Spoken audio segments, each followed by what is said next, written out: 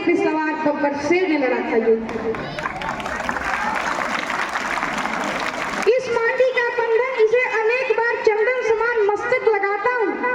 वीर राजपूतों की वसुंधरा ये वीर भूमि, रंगीले राजस्थान को मस्तक झुकाता हूँ।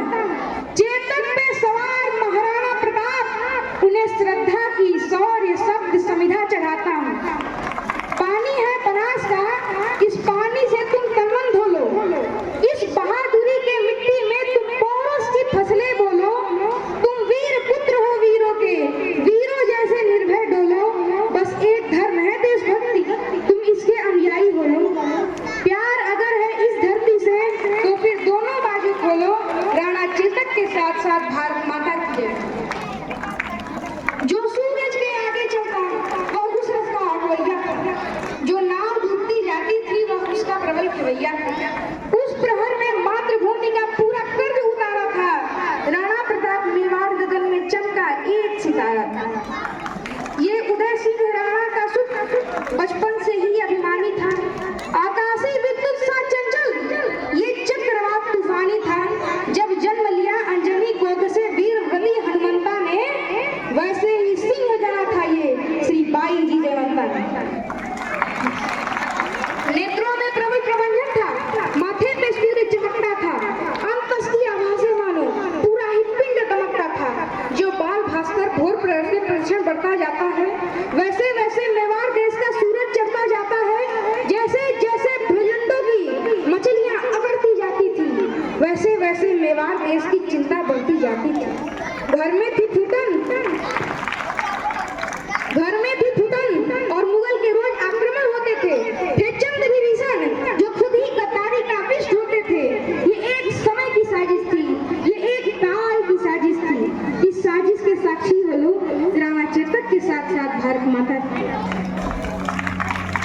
मुगलों के राजा अकबर ने षड्यंत्र रचा आघाती था, लेकिन प्रताप का तेवर भी तेजाबी था, प्रतिघाती था। अकबर ने राजा मान सिंह को सेनापति बनवाया था, राजपूती सेना के विरुद्ध राजपूतों को भड़काया था। क्षेत्र बनी हल्दी घाटी, चतुरंग शत्रु अरी हुई, इसके विरुद्ध थी राणा की बलिदानी सेना खड़ी हुई। इस बीच युद्ध के शंख बजे, अरे सिर कट के गिर जाते थे और धड़ से धड़ ही लड़ती रहती थी।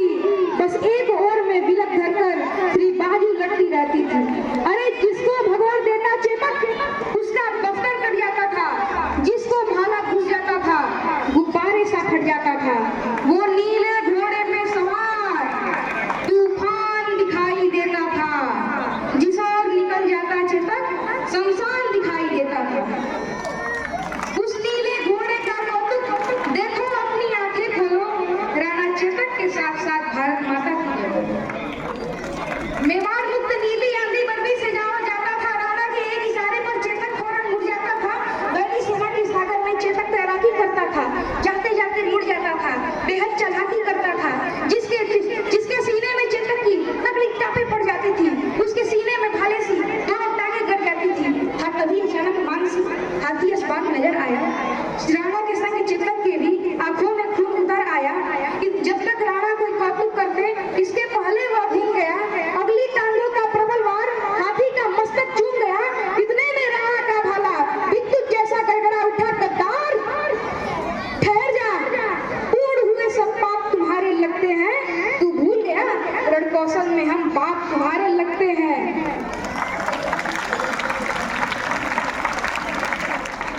चेतक कहता रटचंडी से आओ, अपना थप्पड़ खोलो। राणा चेतक के साथ साथ भारत माता की जय बोलो। इस समय युद्ध में झाला पहुंचे। झाला बोले राणा प्रस्थान करो, तुमसे कल को आशाएं हैं, कुछ उसका भी तो ध्यान करो। राणा बोले रण में झाला मैं इंच इंच कर सकता हूँ, पर बैठ भवानी दुर्गा गुंदुल जाती मैं कभी नहीं हट सकता। तब एक लिंग का नाम लिया, ले घोर शपथ झाला बोले, इनको मैं धूल चढ़ा दूंगा। देखो तुम कल के मंगल को। जब शपथ दिलाई झाला ने, राणा चल निकले जंगल को। चलते चलते राणा मग में 21 गज का नाला आया। चेतक का तन था लस्त पस्त, लेकिन जैसे ज्वाला आया अपने पूरी ताकत समेत चेतक छलांग लगा बैठा। राणा की रक्षा करने को अंतिम छलांग लगा बैठा। उस नील अश्व ने स्वामी भक्ति का पाठ सभी को सिखा दिया। करवट लेकर बेजान शीश राणा के चरणों में टिका दिया।